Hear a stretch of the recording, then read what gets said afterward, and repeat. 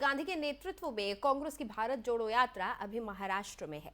राहुल गांधी ने एक जनसभा से केंद्र सरकार पर जोरदार हमला बोला। उन्होंने कहा कि देश में पैसों की कमी नहीं है, फिर भी स्कूलों में बच्चों के लिए कंप्यूटर नहीं है। छोटा सा बच्चा आके मुझसे बात करता है, दो भाई। मैंने पूछा क्या करते हो, क्या करना चाहते हो? पढ़ाई कर रहा हूं। क्या करना चाहते हो? सॉफ्टवेयर इंजीनियर बनना चाहता हूं। स्कूल जाते हो? हां, स्कूल जाता हूं। सपना है सॉफ्टवेयर इंजीनियर बनने का। मैंने गलती से पूछ लिया। मैंने पूछा तुमने कभी कंप्यूटर देखा है? कहता है मैंने कभी कंप्यूटर नहीं देखा। मुझे बुरा लगा। मैंने कहा तुम्हारे स्कूल में कंप्यूटर नहीं है क्या? नहीं, कोई कंप्यूटर नहीं है। क्यों नहीं है कंप्यूटर स्कूल में?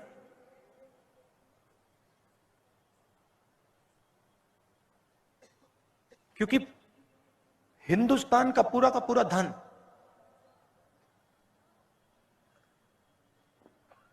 दो तीन उद्योगपतियों के हाथ जा रहा है, इसलिए कंप्यूटर नहीं है स्कूल में।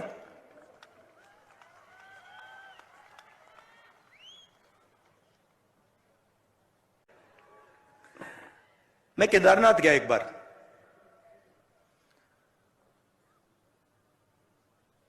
वहां के हमारे चीफ मिनिस्टर थे। उन्होंने मुझे कहा कि देखो केदारनाथ जाना है। मेरे ऑफिस में आए, उन्होंने कहा केदारनाथ जाना है, तो कह रहे थे मुझे। मैंने सुना और पता नहीं मेरे मुंह से बात निकल आई, एकदम बात निकली। उन्होंने मुझे कहा कि देखो आप हेलीकॉप्टर से केदारनाथ जा सकते हो। जैसे ही उन्होंने ये बोला, मैंने कहा मैं हेलीकॉप्टर से केदारनाथ नहीं जाऊंगा। मैं अगर केदारनाथ जाऊंगा तो मैं पैदल जाऊंगा।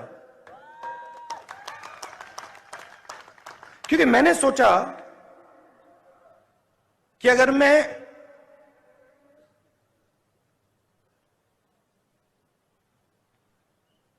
शिव के मंदिर में जा रहा हूं, जो मतलब मैंने तपस्वी की बात की, जो सबसे बड़े तपस्वी थे, अगर मैं उनके घर जा रहा हूं तो हेलीकॉप्टर में जाने का कोई मतलब नहीं। काम नहीं मिलता। क्यों नहीं मिलता? भाई और बहनों, पैसे की कोई कमी नहीं है इस देश में। पैसे की कोई कमी नहीं है। यहां पे हमारे किसान भाई बैठे हैं ना, आपने पंप देखा है ना, जो ट्यूबवेल वाला पंप होता है, उसको ऑन करते हो पानी निकलता है ना, वैसा ही पंप लगा रखा है। हंसो मत, आपके जेबों में से पैसा निकाल रहा है वो पंप।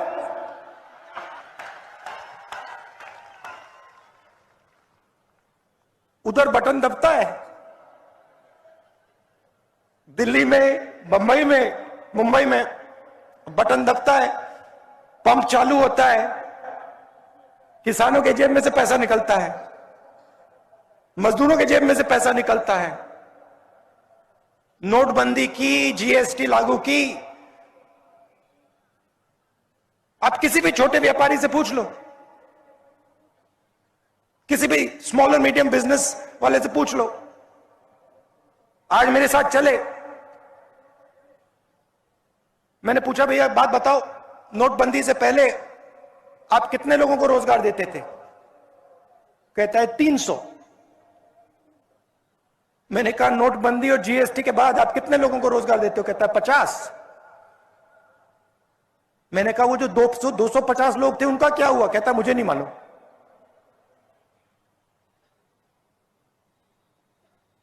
नोटबंदी और जीएसटी ने यह काम किया है। जो हिंदुस्तान की, भाई और बहनों, पैसे की कोई कमी नहीं है इस देश में। पैसे की कोई कमी नहीं है। यहां पे हमारे किसान भाई बैठे हैं ना, आपने पंप देखा है ना, जो ट्यूबवेल वाला पंप होता है, उसको ऑन करते हो पानी निकलता है ना, वैसा ही पंप लगा रखा है। हंसो मत, आपके जेबों में से पैसा निकाल रहा है वो पंप।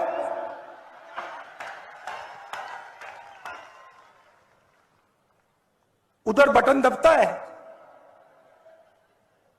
दिल्ली में, बंबई में, मुंबई में बटन दबता है, पंप चालू होता है, किसानों के जेब में से पैसा निकलता है, मजदूरों के जेब में से पैसा निकलता है। नोटबंदी की छोटा सा। कांग्रेस की इस यात्रा में अब बॉलीवुड के भी कई स्टार्स शामिल हो रहे हैं। बॉलीवुड एक्टर सुशांत सिंह भी भारत जोड़ो यात्रा में शामिल हुए। इस दौरान उन्होंने भी लोगों को संबोधित किया।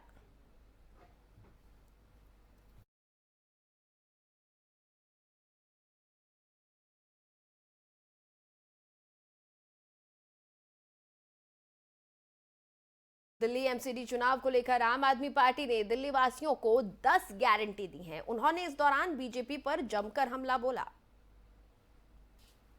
हम जो कहते हैं वो करते हैं, हमारी गारंटी होती है, ये गारंटी कभी टूटती नहीं है।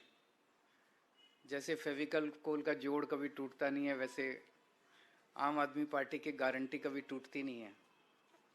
ये दूसरी पार्टी वाले वचन पत्र जारी करते हैं, फिर 5 साल उस पर कुछ नहीं करते, तो अगली बार कहते हैं नहीं इस बार संकल्प पत्र जारी करेंगे, फिर उस पर भी कुछ नहीं करते तो अगली बार कहते हैं इस बार हम मैनिफेस्टो जो मर्जी कह लें।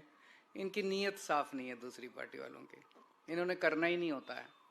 जिस दिन चुनाव के नतीजे आते हैं उसके अगले दिन ही अपना मैनिफेस्टो, वचन पत्र जो भी कहते हैं उसको फाड़ के रद्दी की टोकरी में फेंक दो। इन्होंने कहा था जो तीनों कूड़े के पहाड़ हैं वो खत्म कर देंगे। अब मैं इनके नेताओं को टीवी पे देख रहा हूं, वो कह रहे हैं नहीं कूड़े के पहाड़ तो हर शहर में होते हैं। मैं इनसे पूछना था लंदन में कहाँ है कूड़े के पहाड़, टोक्यो में कहाँ है कूड़े के पहाड़, न्यूयॉर्क में कहाँ है कूड़े के पहाड़, वाशिंगटन में कहाँ है कूड़े के पहाड़, पेरिस में कहाँ है कूड़े के पहाड़। कहते हैं कूड़े के पहाड़ तो हर, मतलब अब ये कह रहे हैं हो ही नहीं सकते, अब ये कह रहे हैं अब नहीं करेंगे हम। पिछली बार जो वादा किया था वो झूठा था। भ्रष्टाचार खत्म करेंगे इन्होंने कहा। इन्होंने पिछली बार भी माना कि इनके सारे काउंसलर भ्रष्टाचारी हैं, तो इन्होंने सबकी टिकटें काट दी। केवल टिकटें काट देने से भ्रष्टाचार खत्म हो जाता है? केवल टिकटें काट देने से उनको जेल भेजना चाहिए था अगर सारे भ्रष्टाचारी थे। खुद माना इन्होंने कि सारे भ्रष्टाचारी हैं, अब ये कह रहे हैं कि मौजूदा वाले भी सारे भ्रष्टाचारी हैं, इनकी भी टिकटें काटेंगे। भ्रष्टाचार करते हैं ये और जेल भेजते हैं सत्येंद्र जैन को। भ्रष्टाचार करते हैं ये, मानते हैं हम भ्रष्टाचार और जेल भेजते हैं मनीष सिसोदिया को। चलो इन्होंने जो प्रॉमिस किए थे वो तो नहीं किए। इन्होंने दिल्ली वालों की जिंदगी हराम करने में कोई कसर नहीं छोड़ी। इन्होंने लोगों के काम रोकने में, दिल्ली सरकार के काम रोकने में, दिल्ली वालों की जिंदगी तबाह करने में कोई कसर नहीं छोड़ी। सबसे अति तो तब हो गई जब दिल्ली के लोगों की चलती हुई योगा क्लासेस इन्होंने बंद करा दी। योगा क्लासेस कौन बंद कराता है? योग सिखाने का पुण्य होता है, योग कराने का पुण्य होता है। योगा से लोगों की सेहत अच्छी रहती है, दिमाग अच्छा रहता है, वो भी इन्होंने क्लासेस बंद करा दी। मुझे बहुत तकलीफ हुई थी उस दिन मैंने ठाना था कि जो मर्जी हो मैं योगा क्लासेस तो नहीं रुकने दूंगा, और चल रही है योगा क्लासेस। चुनावी रणनीतिकार प्रशांत किशोर बिहार में जन सुराज यात्रा कर रहे हैं। इस दौरान वो लगातार भारत सरकार पर हमला कर रहे हैं। उन्होंने कहा बिहार में शराब बंद है, फिर भी होम डिलीवरी हो रही है। मेरे वाला नहीं थे। देखिए हमने इतना दिन से वोट रो सब देता नहीं, 100 आदमी पहले दिल्ली में कांग्रेस के वोट दिया, फिर अब मोदी जी के दिया था। एजा बिहार में पहले लालू जी के दिया, अब नीतीश जी के दिया था। लेकिन 30 साल 35 साल हो गई, स्थिति सुधरत नहीं है। थोड़ा बहुत कहीं रोड बन गई, कहीं एगो बिल्डिंग बन गई, अलग बात बा। लेकिन रवा जो गरीबी बा, परेशानी बा, उसे रवा छुटकारा नहीं के मिलत। राउर लइकन के भरपेट खाना नहीं के मिलत, रवा रहे के घर ना बनल, जो रोड पर राउर लइका रवा चलत नहीं रोड नहीं के बनल। जे खेती किसानी कर रहा बा ओकरा फसल के भाव नहीं मिलत, यूरिया पर डीएपी पर ओकरा खाद पर ब्लैक देवे पड़ता, पेट्रोल डीजल कितना महंगा बा और मालूमे बा। तो ये सब सुधरी कैसे? सुधरे के एके उपाय बा कि सही आदमी के वोट दियाओ। हमरा के वोट दे तो ना हो, जे नेता आवेला तो कहब न कि जे नेता आवेला भैया वो तो ऐसे ही न बोलेला बढ़िया बात, तो हम इन्हें की कहे कि हमरा के वोट दे दो। हम तो उल्टा कहतानी कि हमरा के वोट देव तो ना सुधरी, वोट हमरा के दे देव तो ना सुधरी। वोट ओकरा के पड़े के चाही जे लइकन के स्कूल बनवावे, रउआ के रोजगार देव, राउर पैसा में चोरी मत करो, भ्रष्टाचार मत करो। राउर सवांग जो बहरी चल गए बड़न काम करे, रोजगार करे, 10,000, 12,000, 15,000 रुपया खातिर ओकरा के ला के रोजी रोजगार जे गांव में पंचायत में होके तबे न बढ़िया बा, होके के चाही न करे वाला। और गुजरात विधानसभा चुनाव की तारीखों का ऐलान होने के बाद से सभी सियासी दलों ने जीत के लिए अपनी पूरी ताकत झोंक दी है। वहीं कुछ नेता ऐसे भी हैं जो टिकट कटने से नाराज होकर दूसरा दल ज्वाइन कर रहे हैं। गुजरात में इन दिनों ऐसे नेताओं की बाढ़ आ गई है। इस लिस्ट में अब बीजेपी विधायक केसरी सिंह सोलंकी का नाम भी जुड़ चुका है।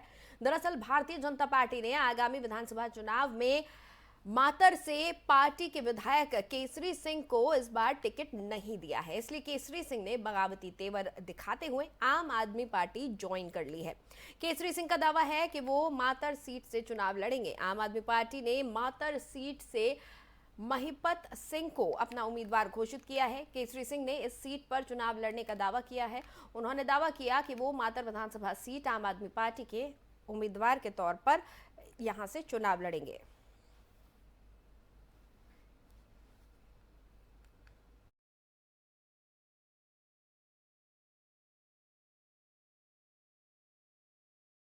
और कांग्रेस ने गुजरात विधानसभा चुनाव के लिए बृहस्पतिवार को 46 उम्मीदवारों की अपनी दूसरी सूची जारी कर दी है। पार्टी ने अब तक कुल 89 उम्मीदवारों की घोषणा की है। कांग्रेस ने पिछले शुक्रवार को चुनाव के लिए 43 उम्मीदवारों की अपनी पहली सूची जारी की थी। दूसरी सूची में जिन नेताओं के नाम शामिल हैं उनमें भुज से अर्जन भाई भूडिया, जूनागढ़ से भीखा भाई जोशी, सूरत पूर्व से असलम साइकिल वाला, सूरत उत्तर से अशोक भाई पटेल और वलसाड से कमल कुमार पटेल उम्मीदवार हैं। कांग्रेस भारतीय जनता पार्टी को प्रधानमंत्री नरेंद्र मोदी के गृह राज्य में सत्ता से बाहर करने की कोशिश में जुटी है। राज्य में भाजपा 2 दशकों से अधिक समय से सत्ता में है। कुल 182 सदस्यीय गुजरात विधानसभा के लिए 2 चरणों में 1 दिसंबर और 5 दिसंबर को मतदान होगा और मतगणना 8 दिसंबर को होगी।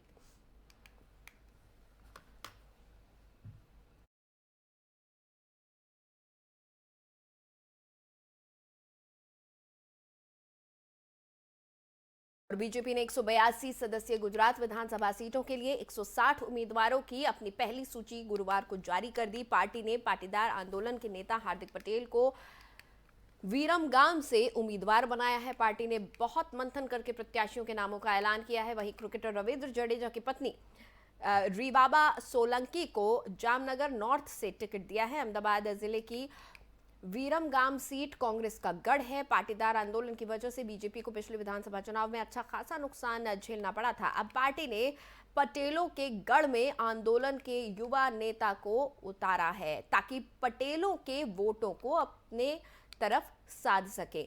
यहां पिछले 10 सालों से कांग्रेस का कब्जा है। 2017 से विधानसभा चुनाव में कांग्रेस के लाखाभाई भीखाभाई भारवाड़ को जनता ने विधानसभा चुनाव में जिताया था और बीजेपी ने मुख्यमंत्री भूपेंद्र पटेल को उनके निर्वाचन क्षेत्र घाटलोड़िया से उम्मीदवार बनाया था। मौजूदा विधायकों के टिकट भी काटे गए हैं। पार्टी ने 1 दिसंबर को पहले चरण में 89 सीटों पर होने वाले चुनाव के लिए 84 उम्मीदवारों के नाम घोषित किए हैं और 5 दिसंबर को दूसरे चरण में होने वाले चुनाव के लिए 93 सीटों में से 76 पर उम्मीदवारों की घोषणा की है।